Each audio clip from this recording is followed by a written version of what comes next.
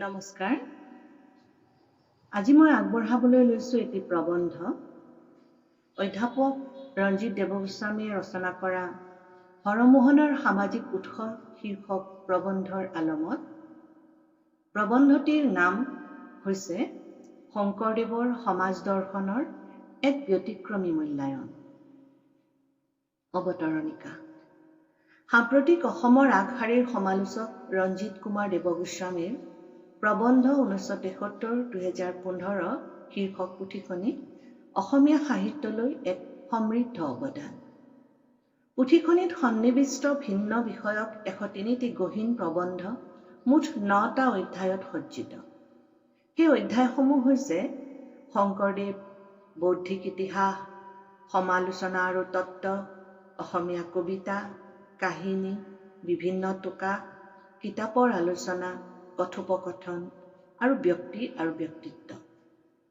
ইয়াৰে শংকৰদেৱ শীৰ্ষক প্ৰথম অধ্যায়ৰ মুঠ 7টা আলোচনাৰ ভিতৰত তৃতীয়টি হৈছে হৰমোহনৰ সামাজিক উৎসৱ। অসমৰ বৌদ্ধিক জগতত সমাজ সচেতন সাম্যবাদী চিন্তাবিদ ৰূপে পুৰোধা ব্যক্তি ডক্টৰ হীৰেণ গোহাঁইৰ 18টি প্ৰবন্ধৰ সংকলন সাহিত্য আৰু চেতনা গ্ৰন্থৰ অন্তিম প্ৰবন্ধটি আছিল বাণীকান্ত কাকতি নাৰী আৰু প্ৰেম শীৰ্ষক। এই প্ৰবন্ধত ডক্টৰ গোহাঁইয়ে বাণীকান্ত কাকতিয়ে ৰচনা কৰা মাদাৰ গডেজ কামাখ্যা শীৰ্ষক পুথিখনৰ সমালোচনা আগবঢ়াইছিল। আলোচনাৰ সামৰণিৰ ফালে প্ৰসংগক্ৰমে ডক্টৰ গোহাঁইয়ে মন্তব্য কৰিছিল যে শংকৰদেৱে সমসাময়িক অনাৰ্য জাতিসমূহৰ প্ৰতি হয় অৱহেলা কৰিছিল, নহলে কৰুণা প্ৰদৰ্শন কৰিছিল। অনাৰ্য জাতিসমূহৰ আচাৰ আৰু বিশ্বাসক হীন বুলি গণ্য কৰিছিল বাবেই শংকৰদেৱে কীৰ্তন পুথিৰ অন্তৰ্গত হৰমোহনত অসমৰ আদিম জাতিসমূহৰ উপাস্য দেৱতা শিৱক উপহাসৰ পাত্ৰৰূপে অংকন কৰিছিল। ডক্টৰ গোহাঁইৰ নিজৰ ভাষাত শংকৰদেৱৰ মতামত জাতিভেদৰ ক্ষেত্ৰত পৰিষ্কাৰ নহয়।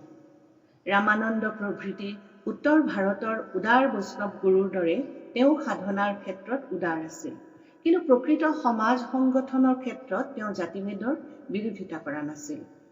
তেওঁৰ উদাৰতা আছিল আধ্যাত্মিক ক্ষেত্ৰত, বৈষয়িক ক্ষেত্ৰত নহয়। তেওঁৰ ৰচনাতো অসমৰ বিভিন্ন অনাৰ্য জাতিসমূহৰ প্ৰতি অৱহেলা নাইবা কৰুণাৰ ভাৱ ফুটি উঠিছে। সেইবোৰ জাতিৰ আচাৰ আৰু বিশ্বাসক তেওঁ হীন বা নীচ বুলি ভাবিছে। তেনেকৈয়ে নাৰী প্ৰাধান্য বা স্ত্ৰী স্বাধীনতাৰ প্ৰসংগতো তেওঁ সিদ্ধান্ত দৃঢ় আৰু স্থিৰ। কামনা বাসনাক শাসনত ৰাখিবলৈ গৃহস্থী ধৰ্মৰ প্ৰয়োজন, কিন্তু কামনা বাসনাক কেতিয়াও পবিত্ৰ বা নিষ্পাপ বুলি ধৰিব নোৱাৰি। নাৰীকো কেতিয়াও এক বিশেষ বিন্দুৰ ওপৰলৈ উঠিব দিব নোৱাৰি। নাৰীৰ দেহ সৌন্দৰ্যত উদ্বাউল হোৱা অসমৰ আদিম জাতিসমূহৰ উপাস্য দেৱ শিৱক হৰমোহনত উপহাস কৰা হৈছে। হৰৰ মোহ সৃষ্টি কৰা বিষ্ণু কিন্তু এনে প্ৰবল কামনাবেগৰ ঊৰ্ধ্বত। এয়া আছিল হীৰেণ গোহাঁইৰ মন্তব্য। হীৰেণ গোহাঁইৰ এই মন্তব্যৰ সৈতে একমত নহৈ সমালোচক ৰঞ্জিত দেৱগোস্বামীয়ে তাৰ প্ৰত্যুত্তৰত হৰমোহনৰ সামাজিক উৎস শীৰ্ষক প্ৰবন্ধটি ৰচনা কৰিছিল। দেৱগোস্বামীৰ মতে শংকৰদেৱ এটা বিশেষ আৰ্থ-সামাজিক অৱস্থাৰ সৃষ্টি, পৰিৱৰ্তনৰ সাক্ষী আৰু পুৰোধা। তেওঁৰ প্ৰতিভাৰ মূল্যায়নো সেই দৃষ্টিকোণৰ পৰাই হোৱাটো যোগ্য। অধ্যাপক দেৱগোস্বামীৰ প্ৰবন্ধটোৰ বিষয়বস্তু এইবাৰ আলোচনা কৰোঁ। সমালোচক দেৱগোস্বামীয়ে নিৰ্দিষ্ট প্ৰবন্ধটি 4টা ভাগত ভগাই নিজৰ মত প্ৰকাশ কৰিছে। প্ৰথম ভাগটি প্ৰস্তাৱনাসূচক। প্ৰবন্ধৰ 1 সংখ্যক খণ্ডটিত আলোচনাৰ পাতনি মেলিছে পণ্ডিত মহেশ্বৰ নেওগে বাহ্যিক আৰু আভ্যন্তৰীণ সমলৰ আধাৰত নিৰ্ধাৰণ কৰা শংকৰদেৱৰ ৰচনাৰাজিৰ ক্ৰম অনুধাৱন কৰি। দেখা যায় যে শংকৰদেৱৰ জীৱনৰ আদি পৰ্বৰ অৰ্থাৎ খ্ৰীষ্টাব্দ 1516 চনলৈ ৰচনাসমূহত তীব্ৰ ইন্দ্ৰিয়জ আবেদন সদৃশ শব্দযোজনা বা বৰ্ণনাৰ পৌনঃপৌনিক আবিৰ্ভাৱ আৰু লোকসাহিত্যৰ আচুৰ আছে।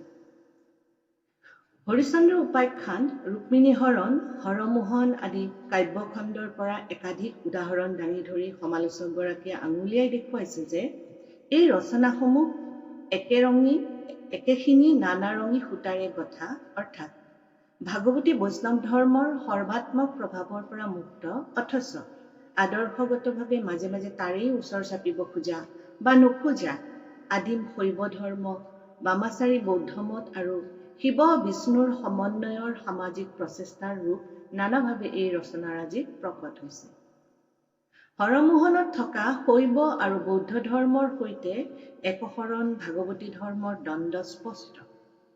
এনে দ্বন্দ্বৰ প্ৰকৃত কাৰণ উদ্ঘাটনৰ চেষ্টাৰ পৰিৱৰ্তে বেজবৰুৱা, জ্ঞাননাথ বৰা প্ৰভৃতি লেখকে হৰমোহনত থকা ফুল আৰু চৰাইৰ মনোৰম বৰ্ণনাকহে গুৰুত্ব দিছিল।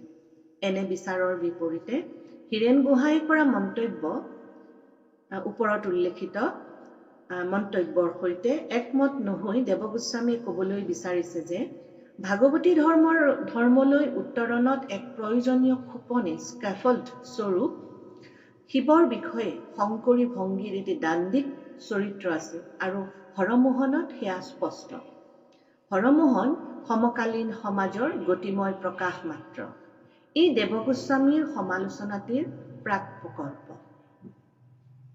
অৰ্থাৎ হাইপথেচিছ।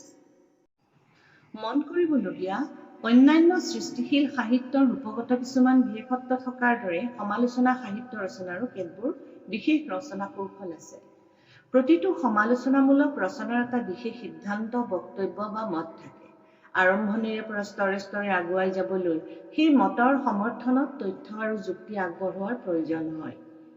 এনে যুক্তিক পতিয়নযোগ্য কৰিবলৈ লেখকে নিজা বিশ্লেষণ আগবঢ়ায় আৰু নিজৰ মতক শক্তিশালী ৰূপে সাব্যস্ত কৰিবলৈ প্ৰমাণসিদ্ধ উদাহৰণ দাঙি ধৰে। আলোচিত প্ৰবন্ধত সমালোচক ৰঞ্জিত দেৱগোস্বামীয়ে হীৰেণ গোহাঁইৰ মন্তব্য সৰ্বজনগ্ৰাহ্য নহয় বুলি আৰু তাৰ বাবে জুলুঙাৰ যুক্তি মেলিবলৈ প্ৰস্তুত হৈছে। প্ৰবন্ধৰ ২ খণ্ডত জনজাতীয়সকলৰ লোকদেৱতা শিৱৰ প্ৰতি উপহাস কৰাৰ মানসিকতা শংকৰদেৱৰ যে নাছিল, তাৰ সমৰ্থনত যুক্তি আগবঢ়াই তেওঁ কৈছে, বিভিন্ন চৰিত পুথিত শংকৰদেৱৰ দীঘলীয়া জীৱন পৰিক্ৰমাৰ বিস্তাৰিত ৰূপত বৰ্ণনা আছে। দুই এটা কথাত কোনো চৰিতকাৰৰ মত একে নহলেও পিতৃ পিতামহৰ দিনৰ পৰা শংকৰদেৱৰ পৰিয়াল যে শিৱভক্ত আছিল, এই কথাত সকলো একমত। কথাগুৰু চৰিতৰ ৪৬-৪৭ অধ্যায়ত সন্নিৱিষ্ট হাথিয়াদলৈ কছাৰীৰ কাহিনী, হৰিবৰগিৰিৰ জীয়ৰী কৃষ্ণকান্তিৰ গৰ্ভত শিৱৰ সন্তান ধাৰণ, সন্তানহীন কুসুম্বৰে শিঙৰীৰ গোপেশ্বৰত শংকৰক পূজা কৰি লাভ কৰাৰ বাবে পুত্ৰৰ নাম শংকৰ ৰখা আদি কাহিনী উপস্থাপন কৰি শংকৰদেৱৰ ব্যক্তিত্ব আৰু মানসিকতা যে শৈৱ সংস্কৃতিৰ ভেটিতেই গঢ় লৈ উঠিছিল, সেই কথা দোহাৰি কৈছে। সমালোচক দেৱগোস্বামীৰ মতে শংকৰদেৱে জীৱনৰ আদি পৰ্বত অৰ্থাৎ ১৫১৬ খ্ৰীষ্টাব্দলৈকে শ্ৰীধৰ স্বামীৰ টীকা সম্বলিত ভাগৱত লাভ কৰাৰ আগলৈকে যিবোৰ সাহিত্য বা কাব্য ৰচনা কৰিছিল, সেই সকলোবোৰতে বিষ্ণু বা কৃষ্ণৰ সমানে শিৱ বা মহাদেৱৰ প্ৰসংগও ঠাই পাইছিল। প্ৰমাণস্বৰূপে এনে পদসমূহৰ একাংশ উদ্ধৃতও কৰা হৈছে।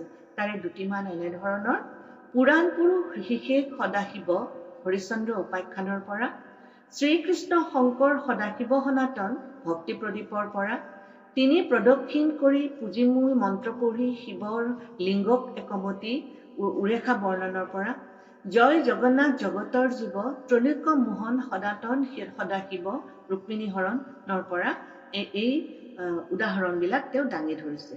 ইয়াৰ বাহিৰেও বিষ্ণুৰ লগতে অন্যান্য দেৱতা বিশেষকৈ শিৱৰ উল্লেখ থকা একাধিক পদ তেওঁ উদ্ধৃত কৰিছে। তাৰে ভিতৰত এটি হৈছে, নমো শিৱ মহাশান্ত সমস্ত পাপৰন্ত স্নান কৰ মাৰ্কণ্ডেয় হ্ৰদে, মূৰজত পাপচয় নিৰন্তৰে শোকক্ষয় প্ৰণাম পৰোভূত যুপদে। শিৱৰ উল্লেখ থকা আন এটি পদ তেওঁ আৰু উদ্ধৃত কৰিছে, শিৱলোকে ভোগভুঞ্জী পাছে শিৱ যোগমজি শিৱৰ শৰীৰে লীন যাইব। এই পদটি উদ্ধৃত কৰিছে উৰেষা বৰ্ণনৰ পৰা। শিৱৰ গুণানুকীৰ্তন কৰি শিৱৰ শৰীৰত লীন যাবলৈ বাঞ্ছা কৰা এনে পদসমূহ উদ্ধৃত কৰি সমালোচক দেৱগোস্বামীয়ে এই কথাৰ প্ৰমাণ দাঙি ধৰিছে যে একশৰণ নাম ধৰ্মৰ প্ৰৱৰ্তনকাৰী শংকৰদেৱ জীৱনৰ আদিভাগত বিষ্ণুৰ লগতে শিৱৰো ভক্ত আছিল। ফলস্বৰূপে তেওঁৰ ৰচনাত শিৱৰ বা মহাদেৱৰ স্তুতি বন্দনাৰ উপৰিও শিৱৰ শৰীৰত লীন যাবলৈকো কামনা কৰিছিল। এনে বিশ্লেষণৰ দ্বাৰা সমালোচক দেৱগোস্বামীয়ে সিদ্ধ কৰিব বিচাৰিছে যে কবিগৰাকীৰ নিজৰ আস্থাৰ গৰাকী শিৱক কেৱল জনজাতীয় লোকৰ দেৱতা হোৱাৰ বাবেই হৰমোহনৰ বৰ্ণনাত উপহাস কৰা কথাটো গ্ৰহণযোগ্য বুলি মানি ল'বলৈ টান। আনকি শিৱক তুচ্ছ-তাচ্ছিল্য কৰাৰ অভিপ্ৰায়ো শংকৰদেৱৰ ৰচনাত পাবলৈ নাই। একেটা প্ৰসংগতে সমালোচক দেৱগোস্বামীয়ে মাধৱদেৱৰ লৌকিক জীৱন বিমুখী ধাৰণাকো সংশয়ৰ দৃষ্টিৰে চাইছে। কাৰণ আমি সকলোৱে জানো যে শংকৰদেৱৰ বৈকুণ্ঠ প্ৰয়াণৰ পিছত মাধৱদেৱৰ তত্বাৱধানত ভাগিনীয়েক ৰামচৰণ ঠাকুৰৰ দ্বাৰা শংকৰদেৱে বিভিন্ন স্থানত ৰচনা কৰি এৰি থৈ অহা অধ্যায়সমূহ সংগ্ৰহ কৰি কীৰ্তন পুথি একত্ৰ ৰূপত উলিয়াইছিল। ভাগৱতৰ ক্ৰম অনুসৰি অধ্যায়সমূহ সজাই তোলা হৈছিল বাবে গুৰুজনাই আগবয়সত কল্পনাৰ প্ৰাবল্যৰে ৰচনা কৰা অধ্যায়সমূহ পিছলৈ আৰু পিছৰ জীৱনত আধ্যাত্মিক গাম্ভীৰ্যৰে ৰচনা কৰা অধ্যায়সমূহ কীৰ্তন পুথিৰ আগভাগত সন্নিৱিষ্ট কৰিব লগা হৈছিল। মন কৰিবলগীয়া উৰেষা বৰ্ণন খণ্ডক কীৰ্তন পুথিত সন্নিৱিষ্ট কৰোঁতে শ্ৰীধৰ কন্দলীকৃত ঘুনুচা কীৰ্তনৰো পিছত ঠাই দিয়া হৈছিল। নিষ্কাম ভকত গড় নবন্ধাকৈ যুঁজা মহাৰথী মাধৱদেৱৰ মনত উৰেষা বৰ্ণনত থকা পুনঃপৌনিক শিৱবন্দনাই সম্ভৱতঃ খোকোজাৰ সৃষ্টি কৰিছিল। কাৰণ ধোৱাহাটা বেলগুৰিত মণিকাঞ্চন সংযোগ ঘটাৰ সময়ত তৰুমুজ শ্লোকেৰে মাধৱক যুক্তিৰে বান্ধি পেলোৱা আপোচহীন ব্যক্তিগৰাকীৰ ৰচনাত তাৰ বিপৰীত চিত্ৰই মাধৱকো নিশ্চয় সংকটত পেলাইছিল, যাৰ বাবে উৰেষা বৰ্ণনক ঘুনুচা কীৰ্তনৰো পিছত ঠাই দিয়া হৈছিল। দেৱগোস্বামীয়ে এই ঘটনাক মাধৱৰ মনৰ এক প্ৰকাৰ ঐজ্জিক জীৱন বিমুখী অৱদবনমূলক আদৰ্শ বুলি অভিহিত কৰিছে। ৰচনা কাল অনুযায়ী অধ্যায়সমূহৰ বিন্যাস কৰাহেঁতেন ইয়াৰ সূক্ষ্ম নিৰীক্ষণ আৰু বিশ্লেষণৰ দ্বাৰা শংকৰদেৱৰ মনৰ দ্বিধা দ্বন্দ্ব স্পষ্ট হৈ পৰাৰ সম্ভাৱনা থাকিলহেঁতেন বুলি সমালোচকগৰাকীয়ে অনুভৱ কৰিছে। সমালোচক দেৱগোস্বামীৰ মতে শংকৰদেৱে ৰুক্মিণী হৰণ কাব্য ৰচনা কৰাৰ ঠিক আগে আগে পুৰী ভ্ৰমণ কৰি আহিছিল বাবেই কাব্যখনিৰ পাতনিতে জগতৰ জীৱ জগন্নাথৰ জয়গান আৰু ত্ৰৈলোক্য মোহন সনাতন শিৱক একাকাৰ কৰিছে। এই কাব্যত শিৱ কৃষ্ণ পাৰ্বতী ৰুক্মিণীৰ অভিন্নতা, ৰুক্মিণীৰ ৰূপ হৰৰ পাৰ্বতী যেন, ৰুক্মিণী যেন ৰাঘৱৰ সীতা আদি উপমা ব্যৱহাৰ কৰি উপমাৰ ব্যৱহাৰ হোৱা কথাটি সমালোচক গোস্বামীৰ যুক্তিৰ সপক্ষে থিয় দিয়ে। কথাগুৰু চৰিতত এফালে পতিলা এফালে ভেটি বান্ধি ঘট পাতি আমদালি সূতা থোৱা, পূজাৰ নিমিত্তে গণেশ মূৰ্তিৰে ঘট পতা দেখি মাধৱে কালিন্দিয়াই পূজাই বঢ়াই সেইবোৰ নৈ টুটুৱাই খাৰ টেঙাৰে ধুৱাই শুচি কৰি ভাত ৰন্ধাই খোৱাৰ যি বৰ্ণনা আছে, সেই কাহিনীও শংকৰদেৱৰ আগজীৱনত এক দেৱ এক সেৱৰ কঠোৰ নীতি ধাৰণৰ পূৰ্ব অৱস্থাৰ বুলিয়েই ধাৰণা জন্মায়। সমালোচক দেৱগোস্বামীয়ে পতিয়নযোগ্যকৈ উপস্থাপন কৰিছে যে প্ৰথমবাৰ তীৰ্থভ্ৰমণৰ পৰা ঘূৰি অহাৰ পিছত অৰ্থাৎ 1516 চনৰ পিছত জগদীশ মিশ্ৰৰ পৰা শ্ৰীধৰ স্বামীৰ টীকা সম্বলিত ভাগৱত পুৰাণৰ প্ৰতিলিপি লাভ কৰাৰ পিছত শংকৰদেৱে পুৰাণ সূৰ্য ভাগৱতৰ বাহিৰে অন্য পুৰাণ বা কাব্যৰ পৰা উৎস গ্ৰহণ কৰা নাই। এনেবোৰ যুক্তিসিদ্ধ কথা পাঠকৰ পতিয়নযোগ্য হৈ উঠিছে। পাঠৰ সাহিত্যৰ অন্তৰ্গত তথ্য প্ৰমাণৰ উদাহৰণ দাঙি ধৰি প্ৰমাণ সিদ্ধ ৰূপে উপস্থাপন কৰা এনে সমালোচনা পদ্ধতিক আমি বিজ্ঞান মানসিকতা সম্পন্ন যুক্তিবাদী সমালোচনা বুলি অভিহিত কৰিব পাৰোঁ। ডক্টৰ গোহাঁইৰ মন্তব্যক বিনয়ীভাৱে প্ৰত্যাখ্যান জনাবলৈ সমালোচকগৰাকীক এক গভীৰ একনিষ্ঠ বিশাল অধ্যয়নৰ প্ৰয়োজন হৈছে। ইয়াৰ পিছতো দেৱগোস্বামী ডক্টৰ গোহাঁইয়ে হৰমোহনত প্ৰত্যক্ষ কৰা উপহাসপূৰ্ণ উপস্থাপনত এক পৰিচিত আপোন বোলা দেৱতাৰ প্ৰতি কবিৰ অৰ্থাৎ শংকৰদেৱৰ বন্ধুত্বপূৰ্ণ কৌতুক ভাৱ বুলি অভিহিত কৰিছে। শিৱৰ প্ৰতি কবিয়ে প্ৰদৰ্শন কৰা আস্থা নিষ্ঠা আৰু সন্মানৰ ভাবুকো আঙুলিয়াই দি সমালোচক দেৱগোস্বামীয়ে হৰমোহনৰ পদ এফাকি উদাহৰণ হিচাপে উদ্ধৃত কৰিছে। শংকৰদেৱ ৰচিত হৰমোহনত শিৱৰ প্ৰতি সন্মান প্ৰদৰ্শন কৰা আন এটি পদো তেওঁ উদ্ধৃত কৰিছে। বহিবাক লাগি বঢ়াই দিয়াইলা আসন, সভাৰ যে বহিল তাতে ত্ৰিনয়ন, সাদৰিল হৰি যেন বিধি ব্যৱহাৰ, কৰিলা পাৰ্বতী সমে শিৱক সৎকাৰ। বিধি ব্যৱহাৰেৰে আদৰি সাদৰি পাৰ্বতী সমে শিৱক সৎকাৰ কৰা বুলি বৰ্ণনা কৰা কবিয়ে শিৱক উপহাস কৰাৰ যুক্তিহীনতাকে প্ৰতিপন্ন কৰিছে। দেৱগোস্বামীয়ে নিজৰ বক্তব্যক অধিক শক্তিশালী ৰূপত সিদ্ধ কৰিবলৈ আন এক উদাহৰণো দাঙি ধৰিছে। হৰমোহনত হৰ বা শিৱকেই যে কবি শংকৰদেৱে লঘু ৰূপত উপস্থাপন কৰিছে তেনে নহয়। তাৰ পূৰ্বেও ৰুক্মিণী হৰণ কাব্যত ভাতৰ মুখত ৰুক্মিণীৰ ৰূপগুণৰ বৰ্ণনা শুনি মোহিত আৰু ব্যাকুল হৈ পৰা বিষ্ণুৰ চিত্তচঞ্চল অৱস্থাৰ বৰ্ণনা থকা পদ উদ্ধৃত কৰি দেখুৱাইছে। একান্ত বৈষ্ণৱ শংকৰদেৱে বিষ্ণুক উপহাস কৰাটো জানো সম্ভৱ? পূৰ্বৰ খণ্ডটিত শিৱক শংকৰদেৱে উপহাস কৰা নাই বুলি যুক্তি প্ৰদৰ্শন কৰাৰ পিছত হৰমোহনত শিৱৰ প্ৰসংগ কিয় এনে বেমেজালিপূৰ্ণ যেন অনুভৱ হয় তাৰ কাৰণ ব্যাখ্যা কৰি ৩ নম্বৰ খণ্ডটিত সমালোচকৰ প্ৰাক প্ৰকল্পক প্ৰতিপন্ন কৰাৰ বাবে প্ৰয়োজনীয় বিশ্লেষণ আগবঢ়াইছে। হৰমোহনত শিৱৰ শৰীৰে লীন যাইব কথাষাৰৰ অন্তৰ্নিহিত বৌদ্ধ ধৰ্মীয় প্ৰভাৱ আৰু এনে প্ৰভাৱৰ কাৰণ ব্যাখ্যা কৰা সমালোচক দেৱগোস্বামীৰ মতে শংকৰদেৱৰ প্ৰথমবাৰ তীৰ্থভ্ৰমণ কালত উৰিষ্যাত প্ৰবল ৰূপত চলি থকা মহাযানী বৌদ্ধ ধৰ্মৰ প্ৰভাৱত উক্ত পদসমূহৰ সৃষ্টি হৈছিল।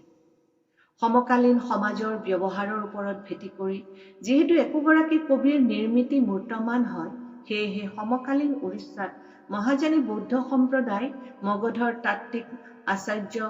তান্ত্ৰিক আচাৰ্য ৰামাই পণ্ডিতৰ শূন্য পুৰাণৰ শূন্যতত্বৰ প্ৰভাৱে ডেকা কবি শংকৰক প্ৰভাৱিত কৰাটো সম্ভৱপৰ।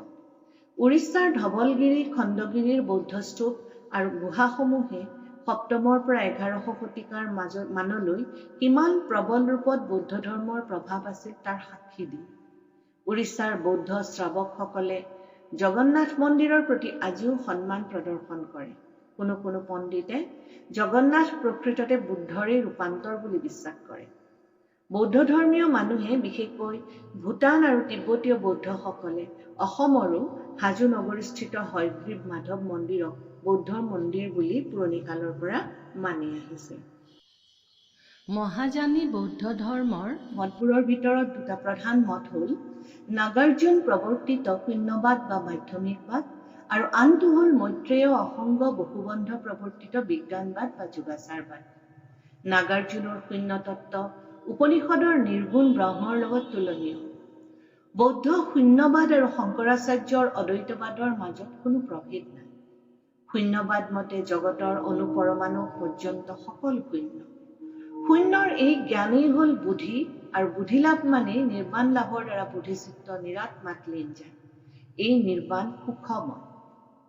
সমালোচক দেৱগোস্বামীয়ে হৰমোহন আৰু অনাদিপাটনৰ অন্তৰ্গত মোৰ শৰীৰতে যাইবা লীন আৰু অনাদিপাটনত থকা মহাবায়ু লীন গৈল মহাআকাশত আদি পদৰ উদাহৰণ দাঙি ধৰি এনে ৰচনাৰ উৎস বৌদ্ধ ধৰ্মীয় শূন্যবাদৰ সৈতে মিল থকা অদ্বৈতবাদী ধাৰণা বুলি অভিহিত কৰিছে। এই কথা সৰ্বজনবিদিত যে পৰিণত বয়সত শংকৰদেৱে বামাচাৰী বৌদ্ধ মতৰ বিৰোধিতা কৰিছিল। দেৱগোস্বামীৰ আলোচনাটিক সেয়ে শংকৰদেৱৰ প্ৰাৰম্ভিক কালৰ ৰচনাত বৌদ্ধ আৰু নাথ বা শৈৱ ধৰ্মৰ সদৃশ তাত্ত্বিক প্ৰসংগৰ উত্থাপনৰ কাৰণ উদ্ঘাটনৰ সন্ধানী দৃষ্টিৰ প্ৰথম ধাপ বুলি অভিহিত কৰিব পাৰি। হৰমোহনত কবিয়ে কামোন্মত্ত শিৱৰ ৰূপ বৰ্ণনা কৰোঁতে ভাগৱত পুৰাণক অতিক্ৰমি মৌলিক বৰ্ণনাৰে লোকসমাজৰ চিনাকি শিৱৰ ৰূপ বৰ্ণনা কৰিছে। সমালোচক দেৱগোস্বামীৰ মতে ইয়াৰ কাৰণ মাধৱ কন্দলীয়ে কৈ যোৱা কবিশৱ নিবন্ধই লোকব্যৱহাৰে কেৱল হৰমোহনতে নহয় শংকৰদেৱৰ দুইটি বৰগীতৰ অন্তৰ্নিহিত তত্ত্বও বজ্ৰযানী সিদ্ধ সকলৰ চৰ্যাপদৰ সৈতে মিল থকা। হৰমোহনৰ অন্তৰ্নিহিত তাত্ত্বিক দিশৰ আলোচনা প্ৰসংগত সমালোচকে বৌদ্ধ তান্ত্ৰিকসকলে শূন্যৰ অনন্ত আলিংগনৰত বিজ্ঞানে অৰ্থাৎ বোধিচিত্তই মহাসুখ লাভ কৰাৰ কথা উল্লেখ কৰিছে। তান্ত্ৰিকসকলৰ মতে সকলো নাৰীৰ দেহত প্ৰজ্ঞা বিৰাজ কৰে। এতেকে এই মহাসুখ লাভ জৈৱিক অৰ্থত যৌনাচাৰ। এনে তান্ত্ৰিক আচাৰৰ অনুকৰণত অসমৰ লোকসমাজত গুপ্ত ৰূপত প্ৰচলিত সহজীয়া ৰাতি শোৱা প্ৰথাৰ কথা লোকসংস্কৃতিৰ গৱেষকসকলে স্বীকাৰ কৰে। এই বিষয়ত গৱেষণা আৰু আলোচনা অসমীয়া সাহিত্যত আজিও উপেক্ষিত হৈ ৰৈছে বাবে সমকালীন সাহিত্যত এনে আচাৰসমূহত পৰিব পৰা প্ৰভাৱ সম্পৰ্কেও আমি অজ্ঞ। তন্ত্ৰ সাধনাত জাতিকুলৰ বিভেদ নাই। শংকৰদেৱ প্ৰচাৰিত একশৰণ ধৰ্মমতত জাতিভেদ নিৰপেক্ষতা ইয়াৰ কাৰণ হ'ব পাৰে বুলি গোস্বামীয়ে অনুমান কৰিছে। ইয়াৰ বাহিৰেও হৰমোহনত বাৰে বাৰে প্ৰয়োগ হোৱা বিন্দু শব্দৰ আঁতিগুৰি বিচাৰিবলৈও প্ৰয়াস কৰা হৈছে। নাথপন্থী শিৱতত্ত্ব অনুসৰি সৃষ্টিৰ প্ৰাককালীন সৃষ্টিকাৰী শক্তিক বিন্দু অৰ্থাৎ পইণ্ট বুলি কোৱা হয়। এই বিন্দুৰ ক্ৰমবৰ্ধমান বিস্ফোৰণক কেন্দ্ৰ কোষস্থ শক্তি অৰ্থাৎ নিউক্লিয়াছ বুলি ধৰা হয়। নাথ যোগী সম্প্ৰদায়ৰ এই বিন্দু তত্ত্ব বা নাথ বিন্দু সাধনা। নাথ ধৰ্ম মতে আকাশক বিন্দু জ্ঞান কৰা হয়। নাথ ধৰ্ম প্ৰকাৰান্তৰে শৈৱ ধৰ্ম।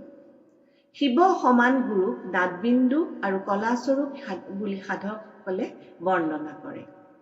ব্যক্তি অৱস্থাত যাক নাথ বুলি বোলা হয়, ঘনীভূত অৱস্থাত সেই বিন্দু। বিশেষ অৰ্থত নাথবিন্দুৱেই শক্তি। এই শক্তিয়েই আৰাধ্য দেৱতা শিৱ। এই দৃষ্টিৰে অনুধাৱন কৰি সমালোচক দেৱগোস্বামীয়ে ৩ নম্বৰ খণ্ডৰ শেষত মন্তব্য কৰিছে, হৰমোহনৰ শিৱ তান্ত্ৰিক লোকাচাৰৰ মাজেৰে পৰিৱৰ্তিত হৈ অহা পুৰণি জনজাতীয় দেৱতা।